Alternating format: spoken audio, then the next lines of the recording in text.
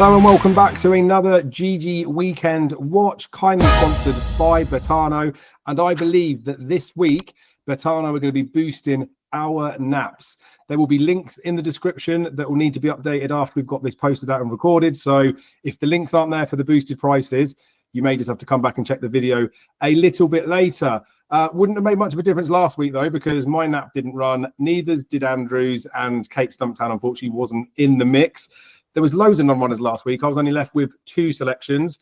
Andrew had a few chances. Unfortunately, just had 2 crossbar hits. Second with Timmy Tuesday, who looked absolutely the winner. And then a good second with Strong Leader. Wasn't too far from the national with Andrew. Manella Kakuna came 7th. But Willie Mullins having the 1, 2, 3, seeing his son Patrick ride the winning Grand National horse for him.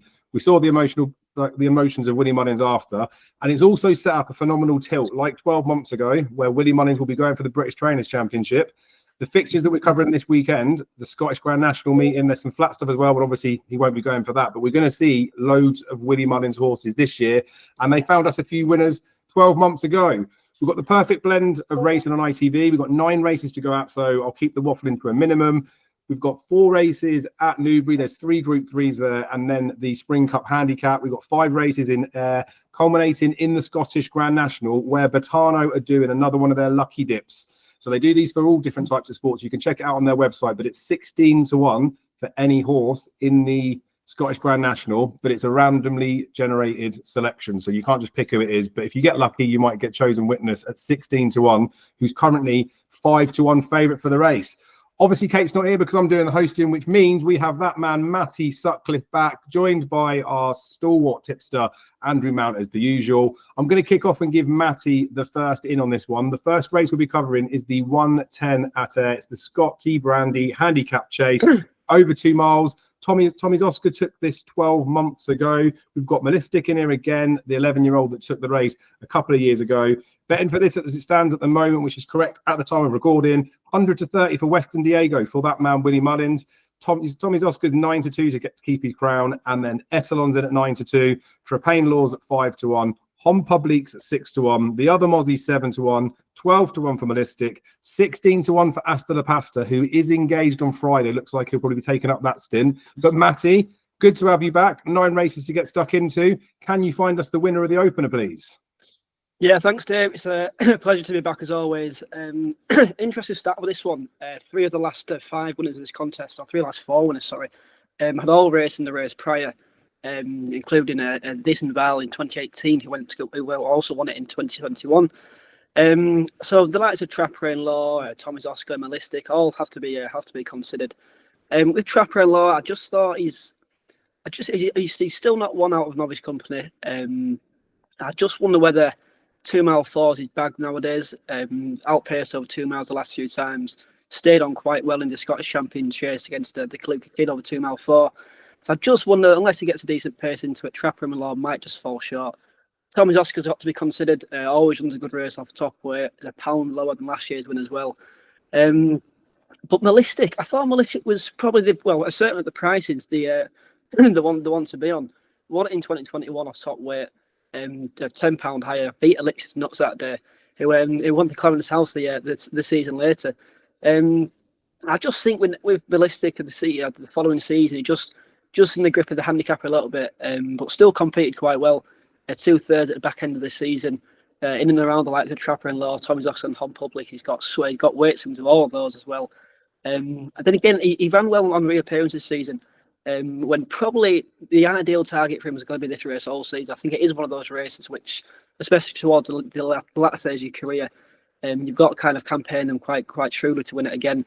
And so it probably wasn't the ideal starting point to be beaten just a length off, giving £15 to the winner, going back up again in the weights. And again, look, went off the boil a little bit, and I thought that run at Doncaster was okay though, beating 10 lengths. The race generally favoured those coming from behind, stayed on quite well, and gets first time cheek pieces too. It's the lowest mark ever in handicaps for a yard that is somewhat quite in form. So I think at the prices, the ones that raced in the race before, it'll be Malystic for me. I like it. Malystic has seen a bit of support. He's 16s into 12s with Bertano. And I touched on already, Asta La Pasta's in here, but may come out. So it's dead 8 at the moment, 5th of the odds 3 places. I don't know whether they'll be extended after, but obviously you can check the website to find out. Andrew, do you think Tommy's Oscar can do it again? No.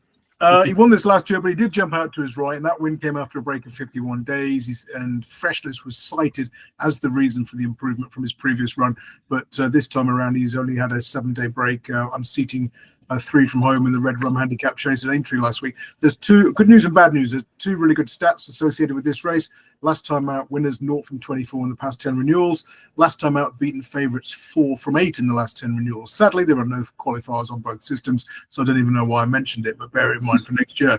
So, yeah, there were 2 on my short list here. One of those is Matty's Malystic. That's a good name for a horse. So, you know, as you say, he won this 2 years ago, £10 low this time around. His 2 other course runs, second by neck over course and distance in this meeting in 2022, and second at 7-1 behind All Mankind in Grade 2 company. That last time out, 10 lengths, 6 to Brookie in the 2 mile handicap chase at Doncaster was pretty good. He might have needed that after 2 months off the track. The form's working out well. Of course, the winner was second to Caliph de Burle when 25-1 in Grade 1 company at Aintree last week. The runner-up, Hon Public, ran second in a hot handicap hurdle at Bangor. Third place, Calico, ran second in the Red Rum.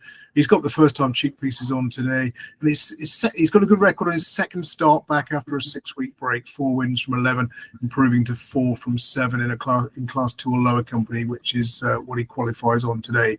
So yeah, definitely Malystic. And the other one, you've got to be interested in Western Diego, being trained by Willie Mullins. I mean, this meeting last year when Mullins needed to win a few races for the Trainers' Championship, he won with 4 of his 18 runners, profit of £27.73 to a £1 stake. And Western Diego's shown a tendency to go to his left in his races, but he hasn't had many opportunities on left-handed tracks, just 3 runs, winning at Nace, finishing 7th when 18-1 in the 2023 Champion Bumper, and finishing a 16-1 4th of 13 in a beginner's chase at Leopardstown Christmas meeting this season. And you look at some of the horses who beat him that day, sort of rated 143. So I thought off this mark, he definitely had a chance. So I'll be going Western Diego and Malystic. Lovely. So Western Diego's 100 to 30 favourite for this race in the betting without market with Bertano, Andrew, and I'll say this for Matty too. Malystic's 11-1, but 12-1 in the outright market. So would you be tempted just to back him in the without if that's the case? Oh yeah, you can't not, can you? That's ridiculous. So 11 without and 12 with. So yeah, that seems like a rick. So yeah. Take advantage of it. It's pointless taking 12-1 where you can knock out the favourite and still get 11-1. Absolutely right. So there we go. We've got the selections from the boys in the first race. I'd say relatively confident in the way you both spun that, but we've got lots more to get stuck into. We're over at Newbury now for the John Porter Stakes, a Group 3, Sunway, Ancient Wisdom, Bellum, Justum, and I mean, there are a few more runners. There's 7 runners here that are worth mentioning, but those 3 are the ones towards the head of the market. Hamish took this last year. Sunway with our sponsors, Betano, is a 7-4 favourite. Ancient Wisdom's 3-1. Bellum, Justum that I mentioned, 7-2. Table Talk's 8-1, then it's 12-1 bar those. So, Andrew, with no Hamish in here, where do we look for the winner? Well, thank God he's not in it, because I think I fielded against him last year, thinking the ground wouldn't be soft enough, and he duly won as the 5-2 favourite, having drifted. Can't be with Sunway, having not won since his juvenile days. Ancient Wisdom, I thought the ground was too quick. Bellum Justum, the last time we saw this one, he won an £830,000 pot at Kentucky last August. Frankie Dettori would have got about 7.5% of that for riding that day, but still couldn't pay his taxes. And I mean, the trip's got to be a slight concern. And he seems better over shorter, and he's probably got bigger fish to fry later on this season with sort of big autumn Group 1 targets and summer targets. So maybe he'll need this after a break.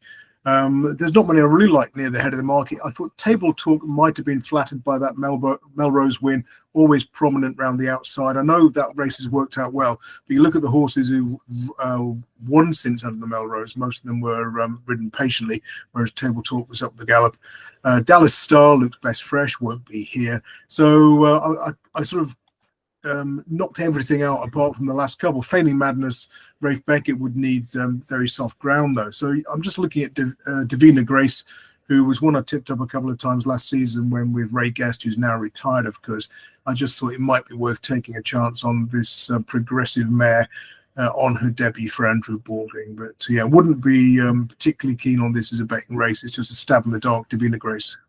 Fair enough. Divina Grace then 12-1 with Battano, with just it being 7 runners. It is a quarter of the odds, 2 places in there. So Matty, this is over the Derby trip, 1 mile, 4 furlongs. We saw Ancient Wisdom in the Derby. We saw Bellum Justum in the Derby. Are they the two that have got the most likely chance in here, despite the fact that Sunway is 7-4 favourite? Yeah, I'd agree with that. Generally agree with Andrew's assessment. I think it's not a race particularly strong at this time of year. I would like to take on the top 2. Sunway is not from 7 to 3-year-old. It looked a bit trickless to me last season, and one that I did quite like, and I backed a couple of times. And then you thought that he wanted heavy ground, then he goes and finishes second on good to firm ground to Los Angeles. It just as a tricky horse to weigh up. I'm not sure that he's going to quite carry on improving as a 4-year-old. Ancient Wisdom, his best form as a 3-year-old came on softer going. Only had 1 win, which came in a small field at Newmarket against horses raised inferior over 1 mile 5, and that looked to be his ideal trip as well. I just saw that the most solid of the 7 was Bellum Justum. Won the Blue Ribbon trial on fresh last season. Didn't quite get the rub of the green in the Derby. Then he went to the Hampton Court Stakes, being 2 lengths by JRB, with King's Gambit in second. Both of those shrunk the form since. The winners of the ill-fated winner, unfortunately, is rated 117, and King's Gambit rated 114. And he was just touched off by Jan Bruegel at Goodwood in the Golden Stakes, and that one went to go in St Leger. Then, as you've already mentioned, they won that the Nashville Derby at Keeneland. So I just think that stall 7, the outside stall, I don't think that's necessarily too much of an issue. I think with Newbury, you've got quite a lot of time to get into a prominent pitch before the bend. So yeah, with the fresh angle, I'd go for a Bellum Justum at prices. I like it. So Bellum Justum is 7-2 at the time of recording, and it was 12-1 for Andrew's selection, Divina Grace. Now we're moving back to Air. We've got a very good looking race, I think, here. I think that's fair to say of all the Air races, and not just because Willie Mullins is sending some horses over. So in the 143, so over 3 miles, the novices champion handicap chase, dead 8 in this field. Masaccio for Alan King, Lachlan for Willie Mullins, Whistle Stop Tour for Lucinda Russell, who had other options this weekend, Ide for Hughie Morrison, Pick Rock for Ben Paulin, Ideal de Boards, First Time Windock for Nicky Henderson, Lord of Thunder for Joe Tizard, The Form is Mighty for Dan Skelton. Lots of familiar names throughout this season. Market, as we've got it on Battano at this time of recording, is 11-4 for Masaccio, 100-30 for Lachlan, 4-1 from 9-2 is Whistle Stop Tour, 7-1 from 13-2 is Ide, 8-1 Pick Rock, and then it's 12-1 or bigger, the last few that are left in there. So Matty, this definitely looks like a good race. 3 places up for grabs because it is the dead 8, providing the field still holds up. Is it an each way selection you'll be looking for, or one towards the top of the market? Yeah, it's a good little race, actually. Interesting, 7 of the last 10 winners came in the top 4 of the weights, and Cheltenham form can generally come to the fore in this contest too. So Masaccio has to be considered. But I just wonder, is he short enough? I mean, does he really want 3 miles? He's not from 2 over the trip. Wasn't exactly staying on quite well on the plate behind Jaguar, so he'd be one that I'd pass over. I know Mullins won this with Sharjah last season, and let's be honest, we've got to factor in anything that Mullins sends over away now. But this Lachlan, he just looks like a big slogger to me. Does he really want good ground? I wouldn't be entirely sure on that one. And with Whistle Stop Tour, interesting that Lucinda Russell said she's going to pull out all of her horses of the Scottish Binational on account of good ground. Yeah, she's put on Whistle Stop Tour in this one. So either it's the ground or she's running scared of Willie Mullins, who knows? It just shows you can't listen to trainers these days, can you? The one that I just think is a rock solid each way bet is Ideal de Board. Now, Andrew would know better than me, Nicky Henderson stats after her first time wind up. But I just can't have him as a 1-2-5 rated chaser. And I don't know whether it's the coastal path in him that he's not quite progressed as well this season. But he's Dan Miss Berries from a very high class family, half sister at Copac de Board of all horses. And then he just never looked right last time out. It was keen, he had his head up in the air. Again, probably the coastal path in him. And the subsequent wind up would tell the story. But prior to that, he'd been given a 49 day break. So the dog's completely kicking off. I'm not entirely sure she's a fan of the coastal path slagging. But yeah, prior to that, he was carrying 12-1 against Adelaide, and has a £6 swing weights with that one now. The Yard won the race of Dusat 2022. It goes well fresh. comes off the back of a 49-day break, and just this 3-mile trip on good ground, I think, is what he wants. One last May. So yeah, the ideal the board for me on this good ground. I like that. So first time wind up for Ideal the board. A couple of runs ago was beaten by Ide only a length. Has got a £6 swing with that horse. Andrew, Ide's a horse that you've mentioned quite a few times this season. I think there's a few horses in this race we've mentioned a few times. Are you anti-Willie Mullins in this race? Because I know 12 months ago, I mean, I gave Sharjah a chance. You weren't so keen. Lachlan, like Matty says, though, surely he's an absolute slogger. Yeah, he's only ever won in November and December in hock deep mud. So you do wonder, why he's sort of turning up for here. And if you look at those 4 Willie Mullins runners at this meeting last year, all had a recent outing within the last 5 weeks, I think it was, suggesting that they were being primed for a spring campaign anyway, and perhaps just coming and running here instead of maybe going to Punchestown. But this one's been off the track for a little bit longer, so maybe it is a case of an afterthought with the Loft Glyn. Matty asked for the stats for Nicky Henderson Windops. Off the top of my head, 43 winners from 191 runners, 22.51% strike rate, plus £34.78 to £1 level stake in SP. I haven't just looked that up 5 seconds ago and memorised it, honestly. My worry with Ideal Day Board is that since being beaten at odds of 11 to 10 in a Warwick bumper 2 years ago, he's been campaigned exclusively on right-handed tracks. Maybe that's coincidence, or maybe they thought there was something, maybe he jumps out to his right when he's schooled, so they've kept him right-handed. But then there's compensation in the price, I guess.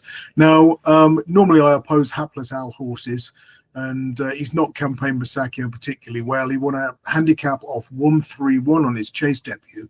He was raised £6 for that, but he's managed to go up another £9 despite not winning since. So he's blown his handicap mark by running him in graded company and very good sort of handicaps. But he's top weight, and in the last 10 renewals of this contest, those at the head of the weights are 5 winners from 16 runners. There was joint top weights on a few occasions, and you'd made a good profit back in those blind, plus £13.75. So yeah, I thought he could win despite the trainer, so I'm going with Masaccio here.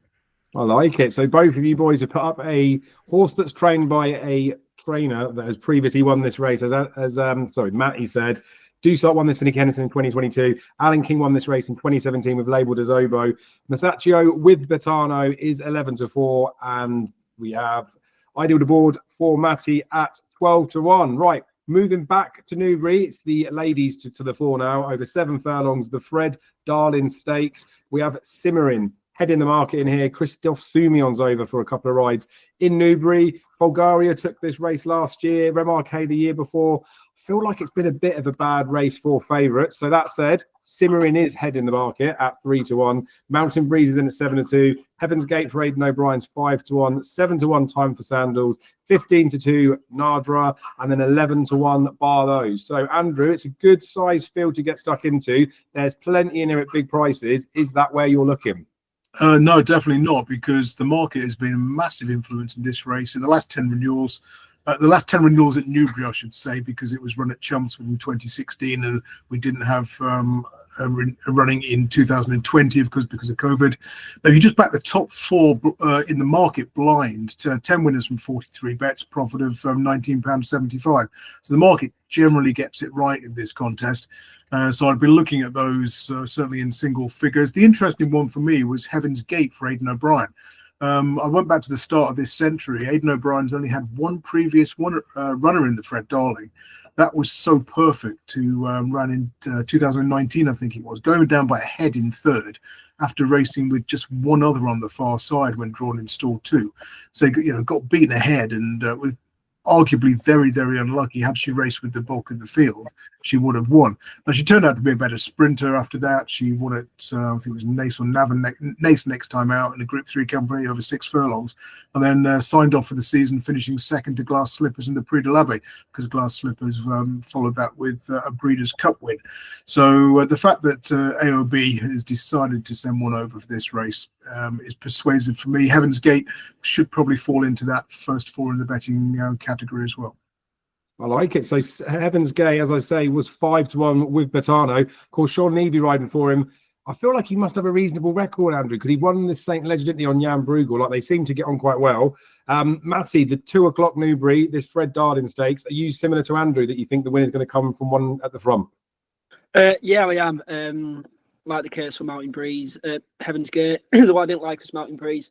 I just questioned what she beat at short odds in Maidan recently, and looked into the pedigree. The siblings never really went well fresh.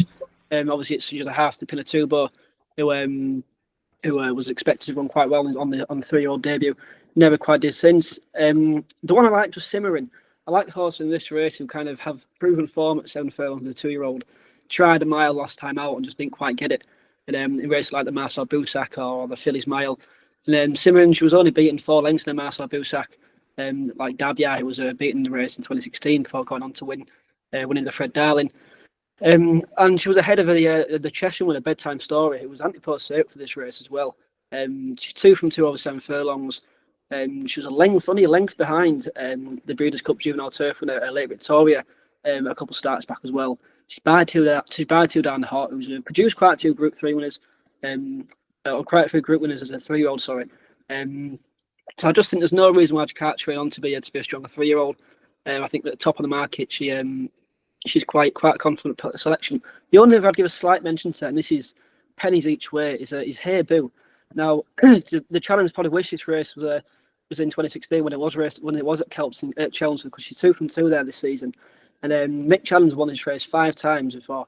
And he's sole runner in the last decade won as well. Dan's Danny, I think it was a couple of seasons ago, 2018. And that one, she came off the back of RPRs of 59 and 79, 56 and 79, completely somewhat unfancy on the figures. So I'd just give us a small mention to her. She has looked quite promising at Chelmsford. Came off the pace to win well first time up. Seemingly unfancy 16-1. Then had no issue defying a penalty next time out. With the 3rd win at Doncaster since. So she holds match fitness. She's bred to be a better horse on turf. So while Simmering's probably the most confident selection, I'd just give a slight each way nod to Hey Boo at around 50-1.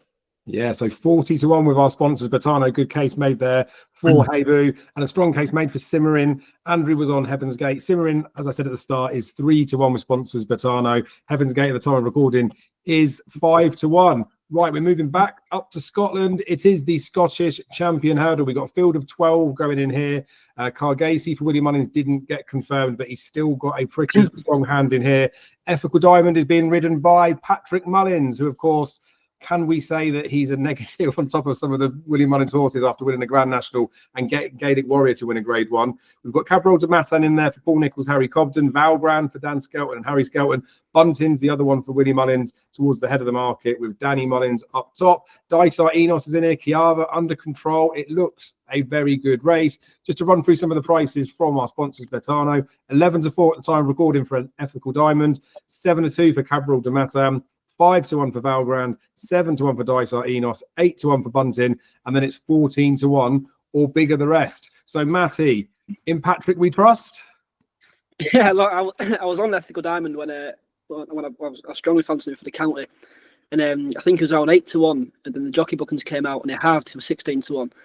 Now, obviously, with Paddy Mullins on board, we can't give him any slack anymore because he's won a Grand National, so it can only be considered a positive from now on.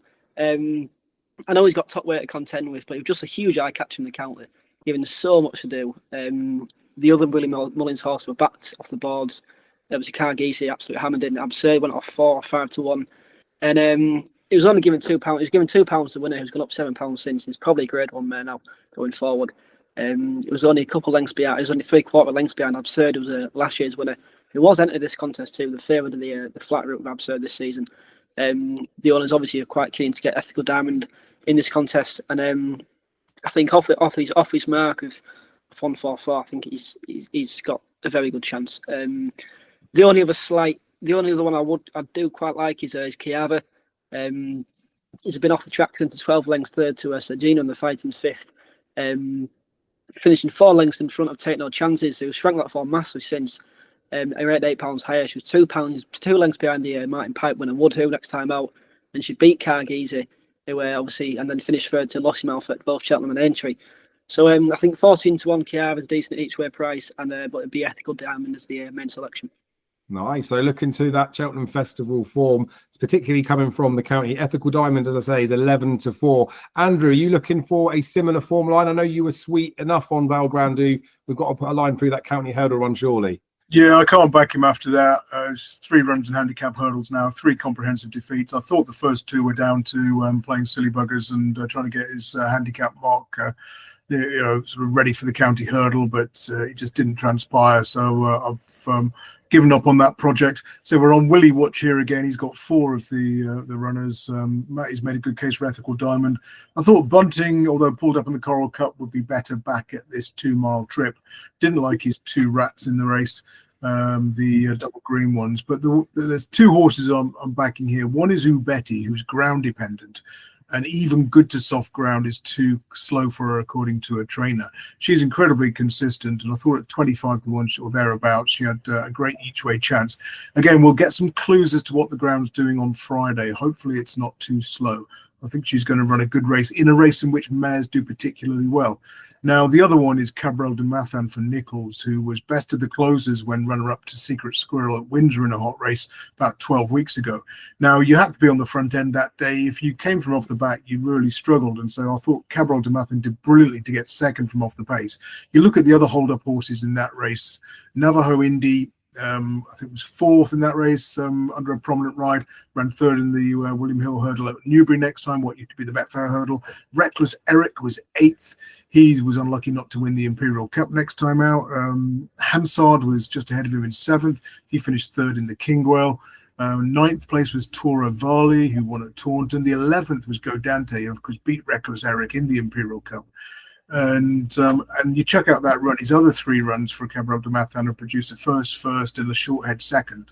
So I like the going angle for him. That he's missed Aintree and Cheltenham for this. So I think Kabral de Mathan is going to run a huge race. But if I was going to have 2 points, it'd be 1 point Kabral de Mathan and a half a point each way on Ubeti. Oh, I like that. So that's still some sort of form line for Val Grand, because Ubeti slammed him at Kempton, didn't she? But I like the case made for Kabral de Mathan as well, because it was the shortest possible distance you could get beat when he didn't quite get to Secret Squirrel. Looked like the winner, and they were well clear of everything else. So Kabral de Mathan 7-2 poke with Betano. Ubeti's 20-1, and this is an extra place race as well, so it's a 5th of the odds for 4 places, especially on that each way selection for Ubeti. Now back to Newbury, the last of the 3 Group 3s that's being covered on the ITV schedule. 7 furlong for the boys, the 2 Darnhop Greenham Stakes. Like I say, it's a Group 3. We've got Rashabar, Royal Ascot Coventry Stakes winner, last twice as well. You look at the 2 runs that this colt's had.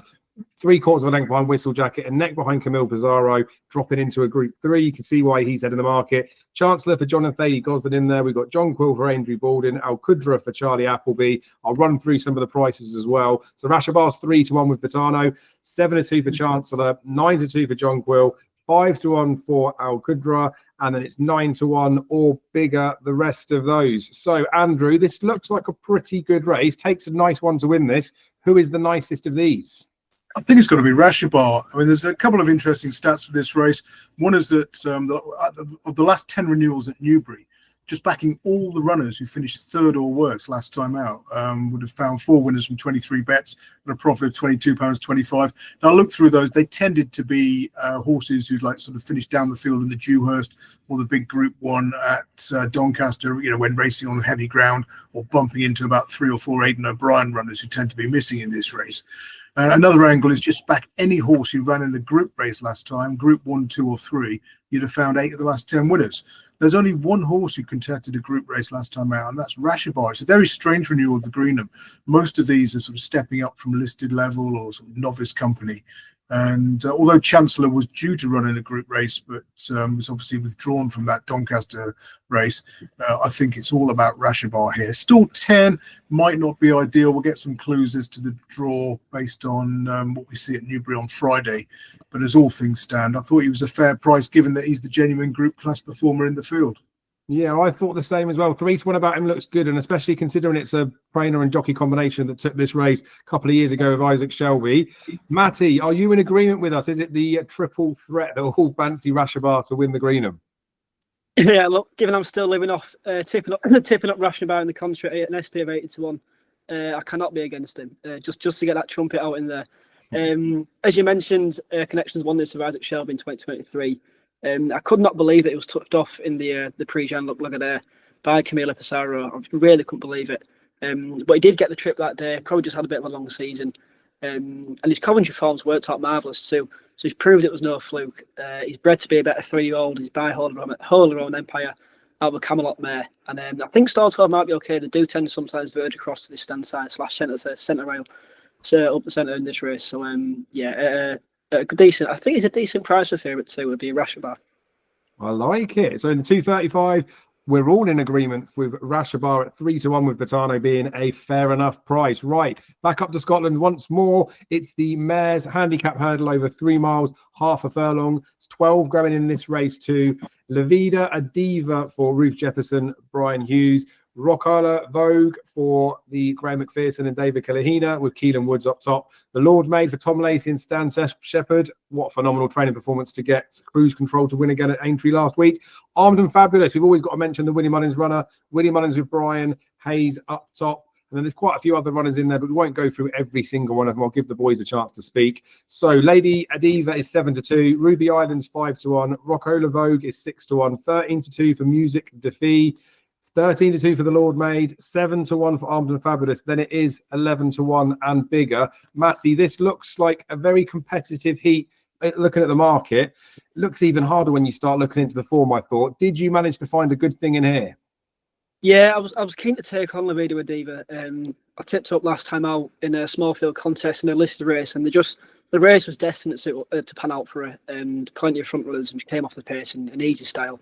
She's only gone up £6 for that, but I think she was just very flattered from that race last time out. The one I was most interested on here was Fox's Fancy. It's a bit annoying because when I did the column this morning, well, just after declaration, she was around 14-1, and she was slashing to 8-1. The yard won it last season. Check her out. It was second in a handicap at Ayr of 2 miles 5. The same handicap that Fox's Fancy was second in last time out as well.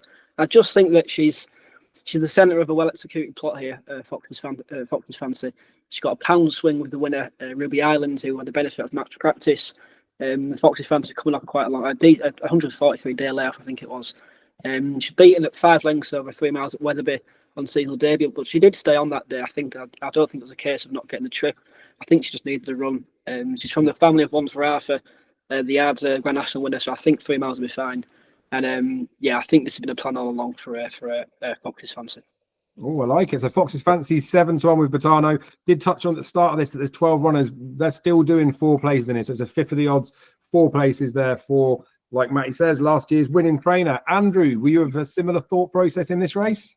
Certainly in wanting to take on La Vida Diva. Not just was she flattered last time out, she's dropping in class here, or sort of running in the same class. Basically, you could back every horse who was up in class from class 3 to this class 2 company, sorry, class 3 or lower company to this standard today. You'd have found 7 of the last 10 winners from 59 bets, profit 52.75. Irish trained runners have done well. 3 winners from 22 runners plus £43.75.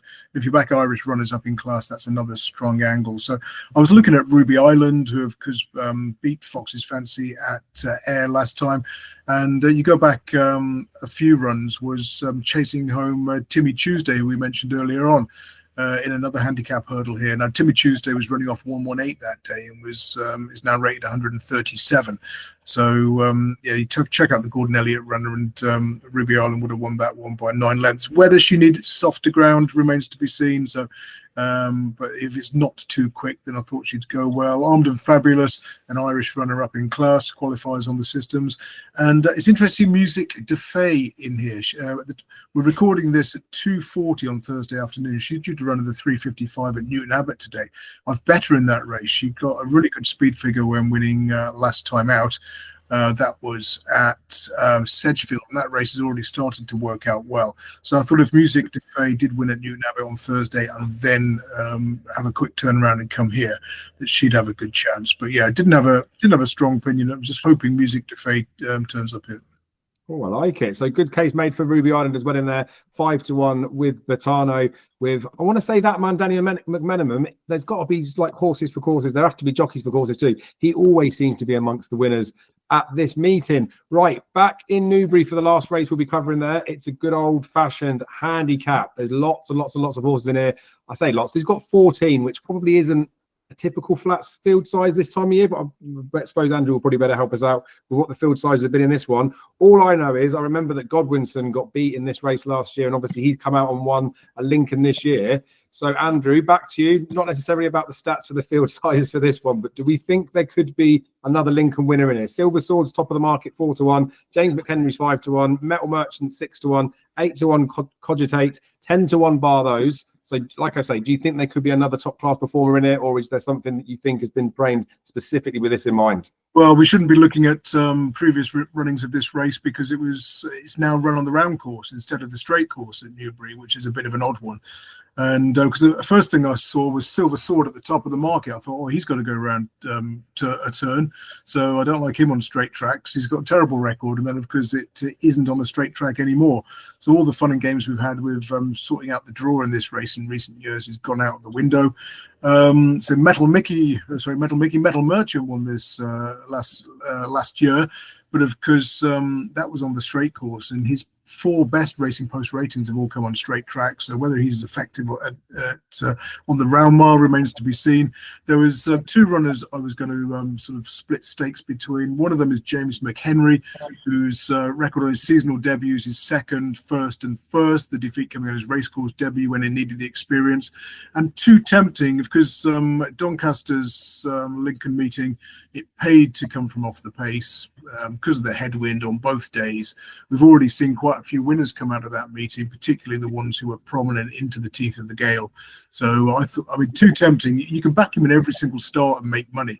Your best time to back him, I think, is when he gets beaten on his previous start. He often seems to bounce back and win. But he did too much too soon at Donny, and I thought Newbury would play more to his strengths here. He's got plenty of form on turning tracks. He's a Chester winner. So from stall 6, I think I'd want to be, low here if I had the choice. And I thought Too Tempting, given Johnny Portman's good start to the season, was too big.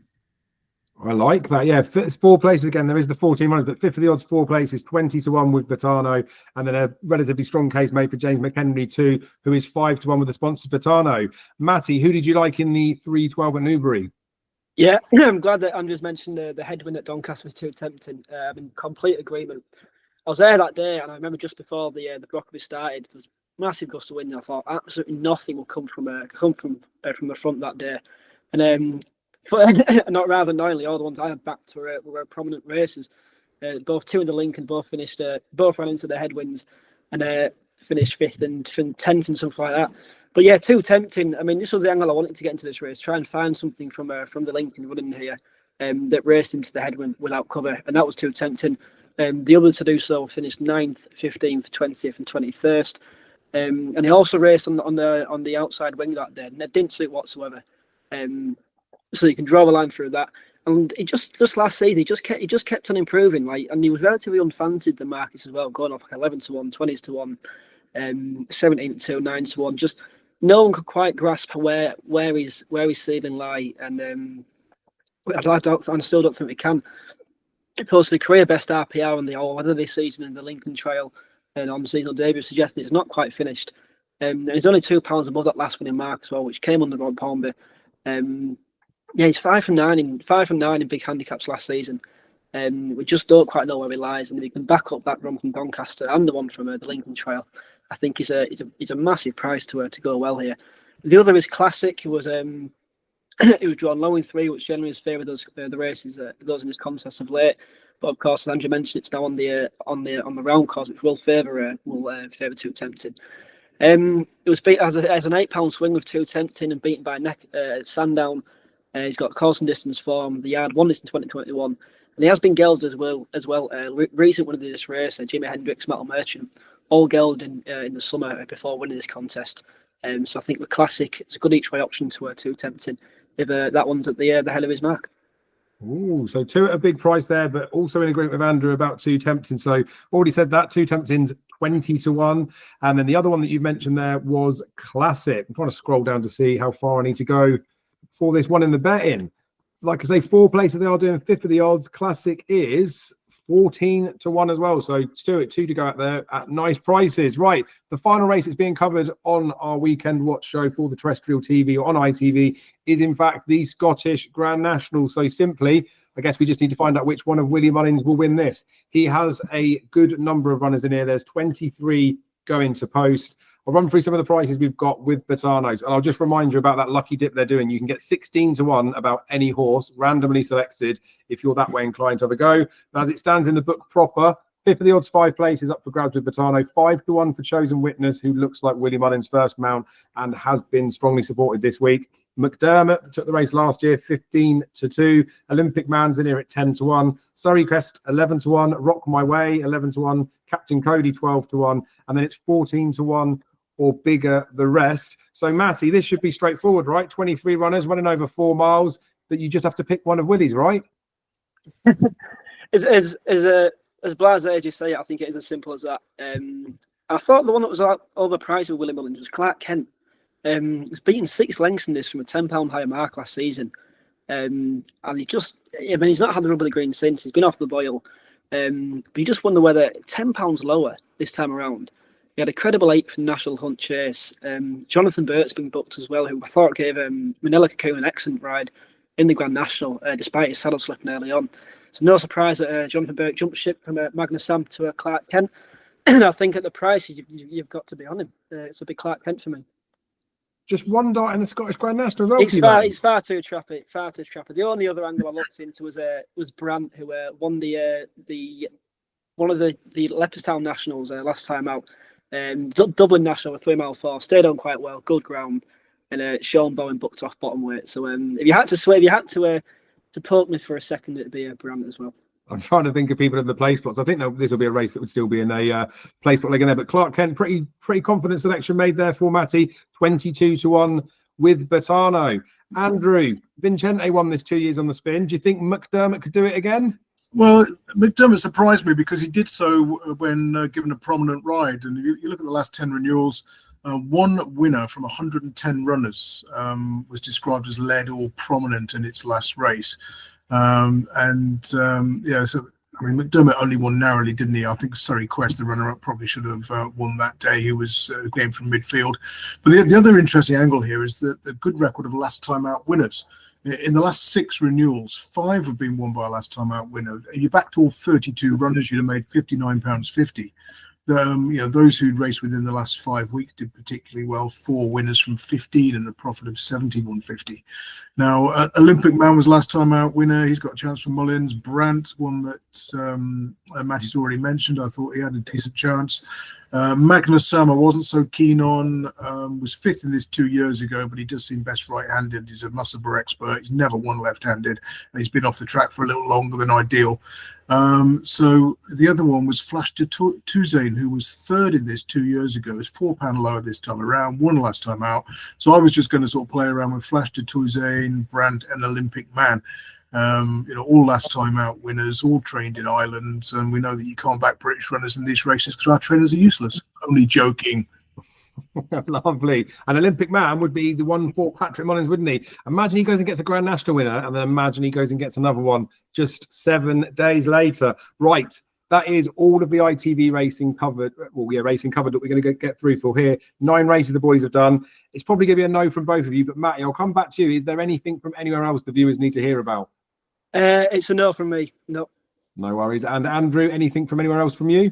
I've had a look, but it's also a no from me.